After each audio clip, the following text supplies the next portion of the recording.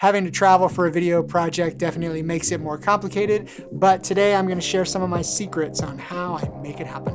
3, 2, 1. Here we go!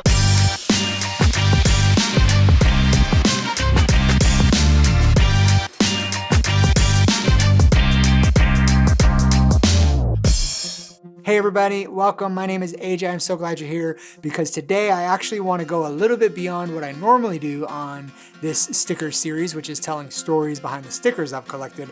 I actually want to take it a little bit deeper into some of the how, actually showing you what my life is really like on the road. Now, some video projects have a large crew on them. Some projects are close to home. Of course, there's also the travel by yourself type. And so that's what I'm going to dive into is what does it look like when I'm on the road traveling by myself? Now, I tell the stories all the time of, hey, I checked out this local attraction, or I did this thing, or I ate at this famous restaurant. But today, we're actually going to go into how I get from Atlanta to whatever city I am filming in, and how I get everything accomplished and then get back home, because there are lots of things to factor in. The trip we're going to dive into is a trip I took to Portland, Oregon in February of 2020. I'm in Portland. I'm in the Portland airport. It's cold here. It's colder than it was at home. And I actually haven't been to this airport. Remember the solar eclipse, I think in 2017? That was the last time I was in this airport. Whenever I'm traveling away from home, I like to do something local at wherever I'm visiting. So I spent the time that I landed until my Airbnb was ready. I had a few hours. And so on this trip, on the front end, I experienced some of the things in Portland before work actually began. After doing that for a few hours, I actually went to the FedEx where I had all of my gear shipped in advance. And so I had everything arrive the day or maybe 2 days before to make sure that it was going to be there on time and ready for me when I got there. Simple, pick up my boxes, load it in the car, and head on to the Airbnb. Just arrived at the Airbnb. Gear's in the back. Got to get it all loaded, but to figure out where we're going first. Ooh, turn the car off. Okay. There we go. Staying in an Airbnb is great for a couple of reasons. For me, when I have a lot of gear to prep, gear prepping in a hotel is actually very inconvenient. Everyone sees you walk in with all of this gear. Everybody knows what you've got. You just look kind of suspicious. Your room is super cramped. Anytime I have an opportunity to spread out for gear prep is actually very helpful. This Airbnb looks great. I need to find somewhere though to load in gear. Looks like there might be a garage back here. If I can back the car straight into the garage, it'd be awesome. Oh, nope, it's full of stuff. Loading into the garage is not an option. I'll just have to use this main room, I think, to load all the gear in. The point being that I don't want to take all these boxes and cases and everything to the location tomorrow. That'll just increase setup time, which I have a very small window to do that. So I'm gonna prep everything here tonight. And fortunately, there's a lot of space to do it. All the gear is in, it's still in boxes, haven't sorted anything yet, but I am still on East Coast time, which basically means I'm starving and I've eaten out too much already today, so I'm going to the store to grab something to make for dinner, breakfast tomorrow before the shoot. Can't unpack until I eat. I'm actually from the Northwest. I'm from Seattle. I live in Atlanta now and consider Atlanta home because we've been there so long, but I actually grew up in Seattle. And so when I went to the grocery store on this trip, two things caught me off guard. First of all, I walked down the aisle and there was a sign that said pop. Now, if you're from the Northwest, that makes total sense to you because everyone calls soda, they call it pop. And I did that all through middle school, high school, and probably college. In the grocery store, the sign actually said pop. I loved it. Now, the second thing that happened though was not my favorite, which was when I went to check out, they wanted me to buy the bags to put my groceries in. And that I know is a thing in some states, but I am not used to that. And so that definitely caught me off guard. When I got back to the Airbnb, I needed to gear prep. Now, the reason I gear prep, especially when traveling, is because a lot of the gear that came in is gear I have used, but it may not be my gear. So in this case, it was rental gear. I always want to make sure that I know how to use and set up that unique piece of gear. I shipped a lot of the stuff directly here. I picked it up at the FedEx store. Lighting, you know, some of the big grip gear, stands, tripods, all of that stuff. But the cameras, lenses, things like that I actually travel with.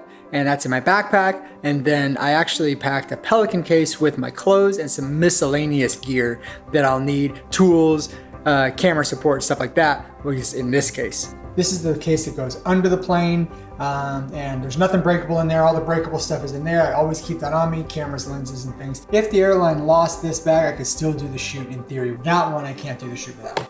So everything is set up, everything, lighting, sound, cameras, all the settings are dialed in so that when I get on set, that's one less thing I have to do while the client is waiting for me, or I'm under a time crunch. This is a moment where I have all the freedom I need to problem solve or figure things out. Somebody who traveled a lot for a living once told me that whatever you do the first night of your trip when you're traveling is what you're gonna do every night. So if you sit in front of the TV and eat ice cream, or if you work out, whatever you do the first night is most likely what you're gonna be tempted to do the rest of the nights. And I found that to be true. So I now try and make it a habit to get a good night's sleep the first night of any trip. And that was no different on this trip to Portland. Good morning. It is 5 something in the morning here on the West Coast. My body is still operating on East Coast time, and that is okay by me because I feel rested. This morning I'm gonna go on a run.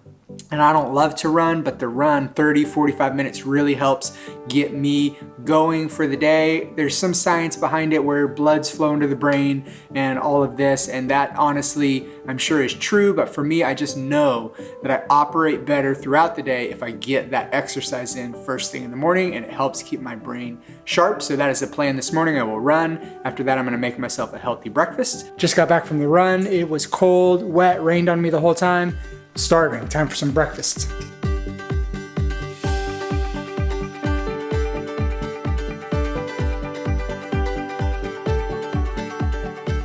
I am going to put on some professional looking work clothes and head over to the video shoot. And I've got about an hour and a half to set up, which is not a lot of time when you're by yourself, but that's what yesterday was for.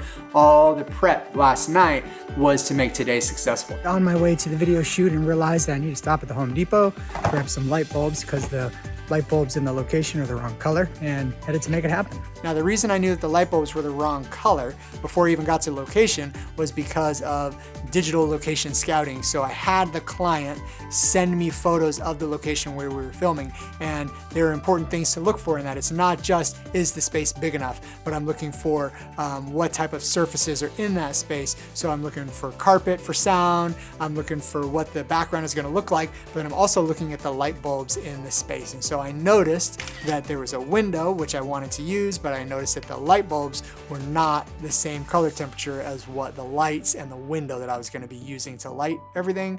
I noticed they were not the same. So that's how I knew, before I even arrived and had to deal with that problem, I knew that I needed to make a quick trip to the Home Depot and grab a $3 pack of lights. For this project, I had some interviews to shoot in a library setting and then some supporting footage to go along with that.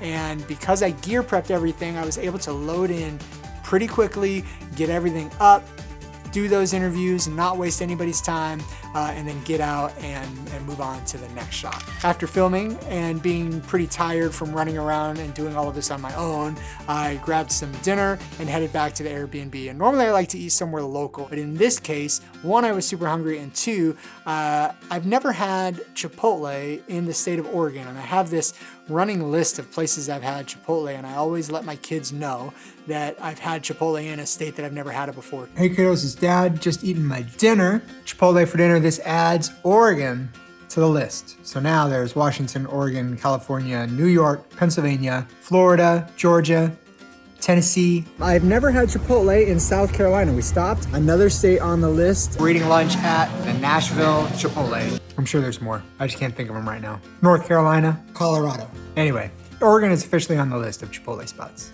All that gear that I had shipped in now has to get shipped back out. I don't want to carry that stuff home, and so it comes with a return label, a pre-labeled thing, and so everything gets packed up and label goes on and right back to the FedEx that I picked it up at. And in most cities, I will either see the person that I picked it up from in the same day or the next day, and they'll say, "Were you the guy that was just picking up these 5 boxes?" And I'll say, yes I was. Can you please take them back? And so I send the gear right back to the rental house or back to myself back at home. One of the other things I do is that I ship a copy of the footage back home as well. And so one goes home with me on the plane and one gets shipped home. The theory is that if my bag gets lost, stolen, the TSA x-ray scanner somehow messes up my hard drive or anything like that, at least I know that a copy went home a different way on a different plane on a, in a totally different way. Fortunately, never needed to use the backup, that gets shipped, but better safe than sorry when you're dealing with footage you can only get once. Now, I've done several times the red eye from the West Coast, leaving at 10 or 11 at night and then get home the next morning. What I've found with that is that I'm just as tired the next day and I can't get everything done. So I can either travel all night and think that I'm getting some rest on the plane, but I'm really just as tired and the whole next day is burned anyway, or I can get a good night's sleep and travel the next day, and by about 5 p.m., the next day, either way, whether I've traveled all night and then slept or slept and then traveled, either way, it comes out about to be the same. So I've found, especially in my old age, I prefer to get a good night's sleep and then travel. This trip to Portland was a typical solo travel thing for me, so I didn't learn a lot in terms of the production, but I did learn that they require you to buy bags at the grocery store. And I've experienced that before in other states, but it still catches me off guard every time.